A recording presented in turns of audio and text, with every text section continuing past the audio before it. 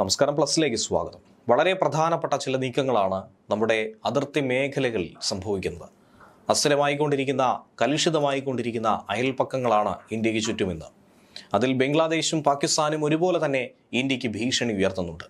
ഈ ഘട്ടത്തിൽ ഇരു രാജ്യങ്ങളും ചേർന്ന് കൈകോർത്ത് വ്യോമയാന മേഖലയിൽ യുദ്ധവിമാനങ്ങളുടെ നീക്കങ്ങളിൽ ഒക്കെ വലിയൊരു മാറ്റത്തിലേക്ക് കടക്കുന്നു.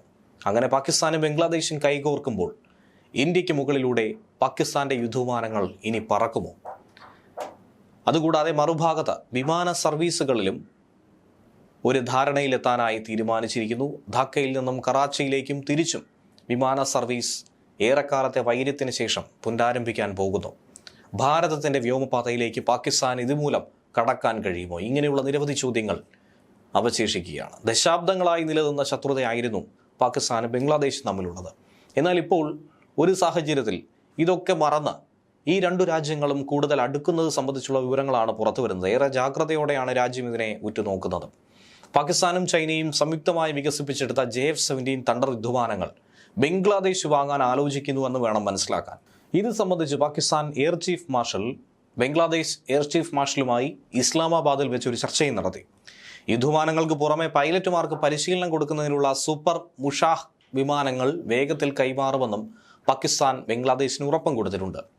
ബംഗ്ലാദേശിൽ ഷെയ്ഖ് ഹസീന സർക്കാർ വീണതിനും മുഹമ്മദ് യൂനസിന്റെ നേതൃത്വത്തിലുള്ള പുതിയ ഇടക്കാല സർക്കാർ അധികാരമേറ്റതിനും ശേഷമാണ് ഇരു രാജ്യങ്ങളും തമ്മിലുള്ള ബന്ധം ഇത്രയധികം ശക്തമായത്, ദൃഢമായത്. പ്രതിരോധ മേഖലയ്ക്ക് പുറമെ യാത്രാ സൗകര്യങ്ങളിലും രണ്ട് രാജ്യങ്ങളും തമ്മിലുള്ള ബന്ധത്തിൽ പുരോഗതി ഉണ്ടാക്കിയിട്ടുണ്ട്. അതായത് 2012 ശേഷം ആദ്യമായി ബംഗ്ലാദേശ് വിമാന കമ്പനിയായ ബിമാൻ എയർലൈൻസ് പാകിസ്ഥാനിലെ കറാച്ചിയിലേക്ക് നേരിട്ടുള്ള വിമാന സർവീസ് ആരംഭിക്കുന്നു എന്നുള്ളതാണ് അതിൽ പ്രധാനപ്പെട്ട ഒരു വിവരം. ജനുവരി 29 ഈ പുതിയ സർവീസ് തുടങ്ങുന്നത്.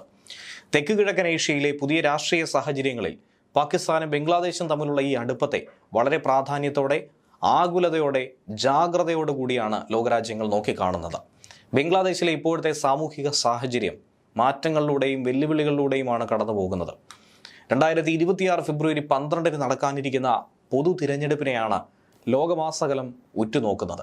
രാജ്യത്തിനും ഏറെ നിർണായകമായിട്ടുള്ളത്. ഇന്ത്യയുമായിട്ടുള്ള ബന്ധത്തിൽ ബംഗ്ലാദേശിന് വലിയ വിള്ളലുകൾ സംഭവിച്ചിട്ടുണ്ട്. സുരക്ഷാ കാരണങ്ങൾ ചൂണ്ടിക്കാട്ടി ഇന്ത്യയിൽ നടക്കുന്ന 2020 ലോകകപ്പിൽ കളിക്കില്ലെന്ന് തന്നെ ബംഗ്ലാദേശ് പറഞ്ഞു. കൂടാതെ IPL സംപ്രേഷണം ബംഗ്ലാദേശ് നിരോധിക്കുകയും ചെയ്തു. ഇന്ത്യയുമായിട്ടുള്ള ബന്ധം വഷളായിക്കൊണ്ടിരിക്കുന്ന ഈ ഘട്ടത്തിൽ ചൈനയും പാകിസ്ഥാനും കൂടുതൽ ഇവരോട് അടുക്കുന്നതാണ് നമ്മെ ഭയപ്പെടുത്തുന്നത്. ആ ഒരു രീതി സൂക്ഷ്മമായി തന്നെ നാം വിലയിരുത്തുകയാണ്. അങ്ങനെ 12 വർഷത്തിന് ശേഷം, ഇടവേളയ്ക്ക് ശേഷം ബംഗ്ലാദേശും പാകിസ്ഥാനും തമ്മിൽ നേരിട്ടുള്ള വിമാന സർവീസുകൾ ആരംഭിക്കുന്നതിനെയും വളരെ ജാഗ്രതയോടെ നോക്കി കാണുന്നുണ്ട്. ആഴ്ചയിൽ 2 ദിവസം, അതായത് വ്യാഴം ശനി ദിവസങ്ങളിലായിരിക്കും ഈ വിമാനം പറക്കുന്നത്. ഷെയ്ഖ് ഹസീന സർക്കാരിൻ്റെ പതനത്തിന് ശേഷം ബംഗ്ലാദേശിൽ അധികാരമേറ്റ യൂനസ് ഭരണകൂടം പാകിസ്ഥാനുമായി പുലർത്തുന്ന സൗഹൃദ അന്തരീക്ഷം അത് അതിരുകടന്ന രീതിയിലേക്ക് പോകുന്നു എന്നുള്ളതിൻ്റെ ഏറ്റവും ഒടുവിലത്തെ ഉദാഹരണമായി ഈ നീക്കത്തെ നമുക്ക് പറയാൻ സാധിക്കും.